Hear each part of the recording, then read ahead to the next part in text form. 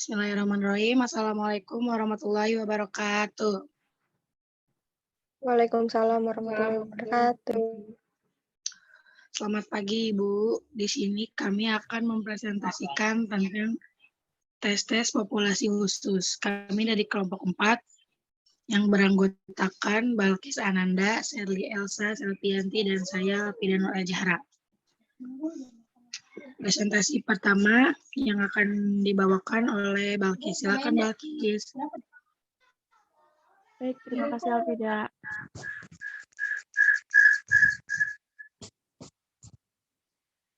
Yang pertama, tes populasi khusus. Tes populasi khusus adalah tes yang digunakan untuk mengukur dari sisi usia, normal atau tidak normalnya seseorang, yang artinya tes ini dikembangkan untuk digunakan kepada orang yang tidak bisa diukur dengan cara yang biasa atau alat ukur tradisional. Alat tes ini dapat digunakan untuk penyandang cacat, tunanetra, dan tunawicara.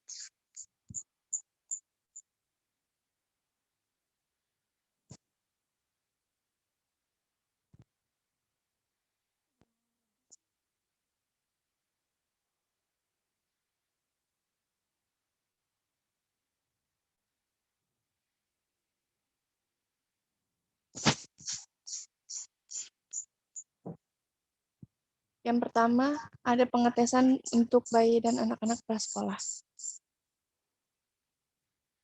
Salah satu dari usaha sistematis yang paling awal untuk memahami perkembangan anak bayi normal dan prasekolah dibuat dalam serangkaian studi longitudinal oleh Arnold Gesell dan rekan-rekannya di Yale, Ames pada tahun 1989. Studi ini merupakan usaha rintisan untuk memberikan metode yang sistematis dan empiris untuk menaksir perkembangan perilaku anak-anak kecil.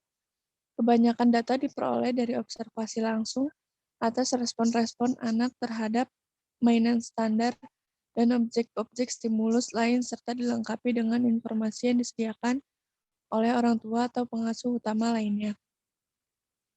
Skala-skala yang digunakan dalam pengetesan ini, yang pertama ada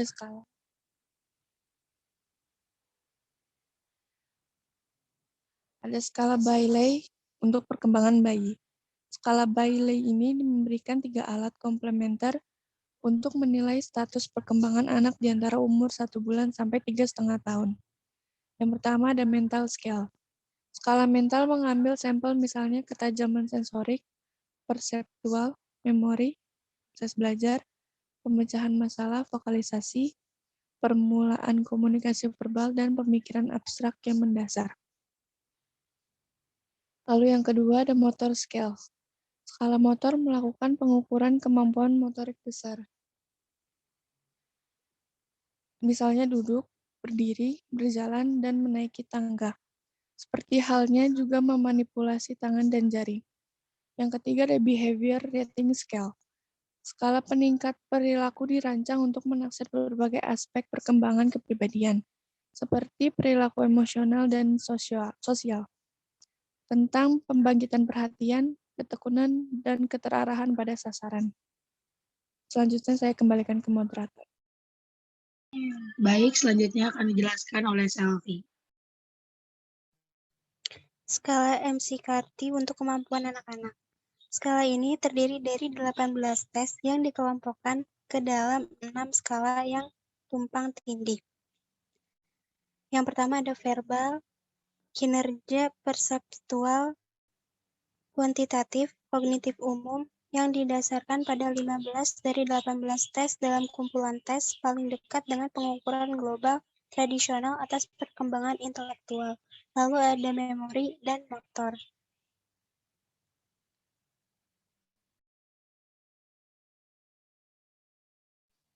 Skala-skala Piagetian. Objek utama dari skala-skala ini adalah mendapatkan penjelasan anak untuk peristiwa yang diamati dan alasan-alasan yang mendasari penjelasannya. Scoring secara khusus didasarkan pada kualitas respon-respon terhadap sejumlah kecil situasi masalah. Masalah yang disajikan pada anak itu dan bukan jumlah atau kesulitan soal-soal yang berhasil diselesaikan. Penguji lebih konsentrasi pada proses pemecahan masalah daripada produk. Tes tersebut dapat diklasifikasikan ke dalam 2 kategori. Yang pertama, skala ordinal untuk bayi, dan yang kedua, tugas-tugas yang dirancang untuk melihat pencapaian tahap-tahap praoperasional, konkret operasional, dan format operasional.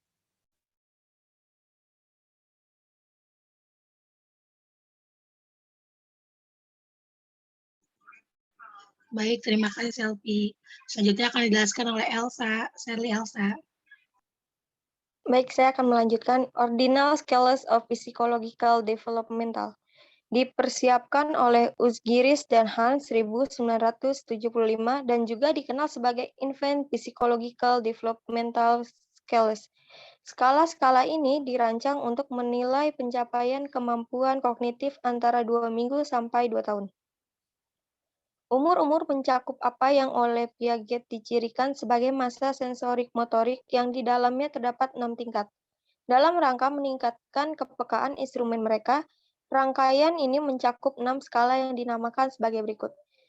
Pertama, permanensi objek, pengertian yang muncul dari anak terhadap objek yang secara independen ada diindikasikan oleh tindakannya mengikuti objek dengan matanya dan usahanya untuk mencari objek setelah objek itu disembunyikan secara semakin lama semakin sulit.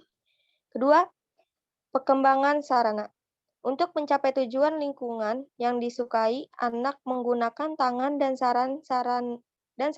sarana-sarana lain, misalnya tali, tongkat, alat penunjang, dan sebagainya dalam upaya menggapai objek.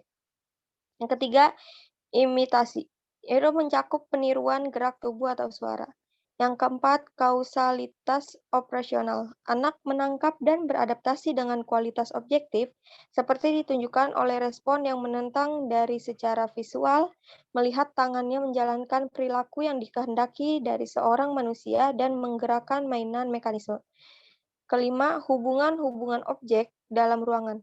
Anak mengkoordinasikan skemata melihat dan mendengar untuk melokasikan objek dalam ruangan dan memahami hubungan-hubungan seperti itu sebagai wadah, keseimbangan, dan gravitasi. Dan keenam, perkembangan skemata.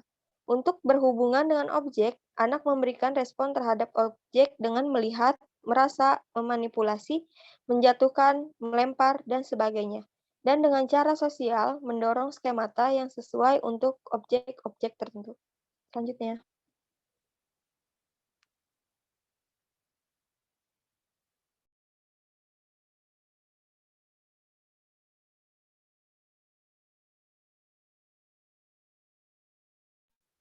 Dua, mengetes penyandang cacat jasmani. Yaitu syarat pendidikan yang sesuai dengan semua anak cacat jasmani dicakup oleh Individuals with Disabilities Education Act. Syarat-syarat civil right umum yang dimandatkan untuk minoritas lain diperluas untuk mencakup orang-orang yang memiliki ketidakmampuan jasmani.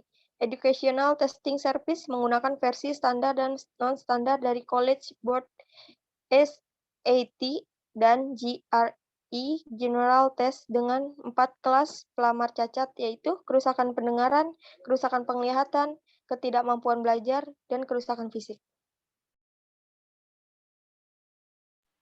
Baik, terima kasih Sherly. Selanjutnya akan dijelaskan oleh saya.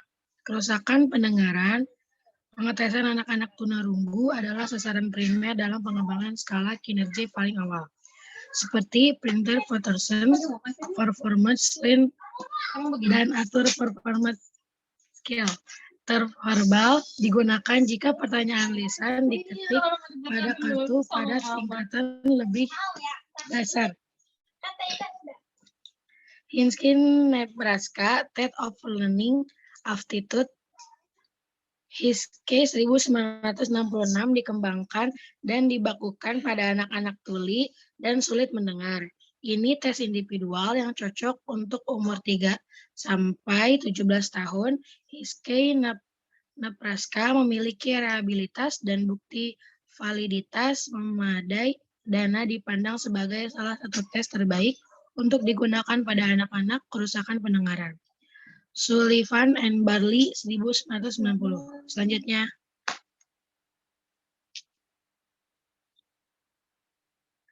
Kerusakan penglihatan. Untuk anak-anak, kerusakan penglihatan mempunyai contoh terbaik, yaitu Blind Learning Aptitude Test (BLAT). Adalah tes yang diselenggarakan secara individual yang memasukkan soal-soal yang diadaptasi dari tes-tes lain. Baik, selanjutnya akan dijelaskan oleh Baki.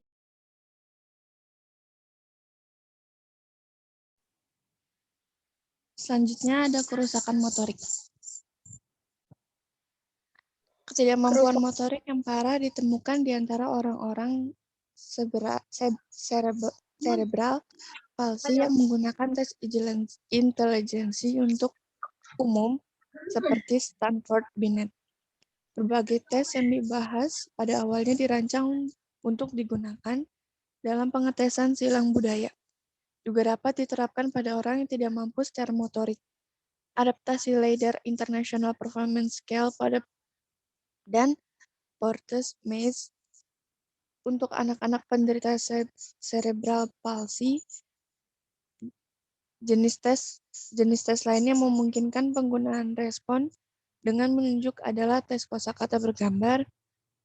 Tes ini memberikan ukuran cepat atau atas kosakata penggunaan yang membuat tes itu dapat diterapkan, terutama pada orang-orang yang tidak dapat membuat vokalisasi dengan baik dan para tunarungu.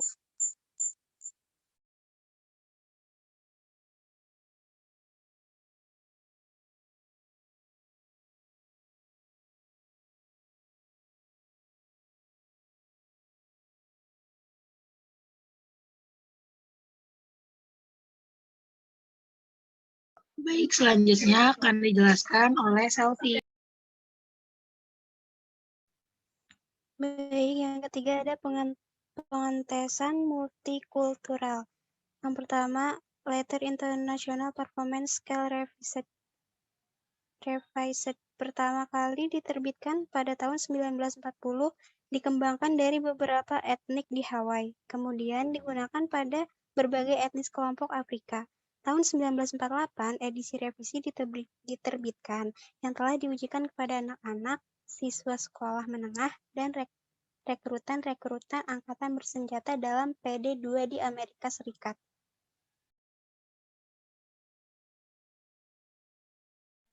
Baik, akan dijelaskan oleh Sherly.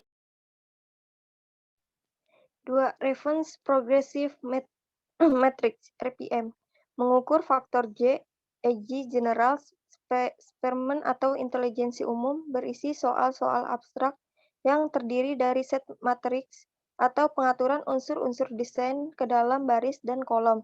Tugas responden adalah memilih sisipan yang hilang dari bagian yang ada seperti puzzle.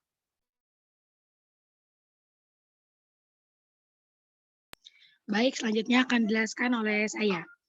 Slide-nya. Good Knock Draw a Man Test tahun 1963 direvisi dan diperluas dan berubah namanya menjadi Good Knock Harris Drawing Man Test. Dan tes yang baru ini, peserta disuruh menggambar wanita dan dirinya sendiri. Penekanan nilai lebih pada keakuratan anak dalam observasi dan pengembangan pikiran konseptual, skor standar dari 100 dan SD 15.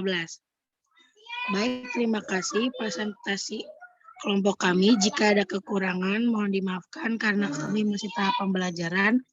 Wabillahi taufiq wal hidayah. Wassalamualaikum warahmatullahi wabarakatuh.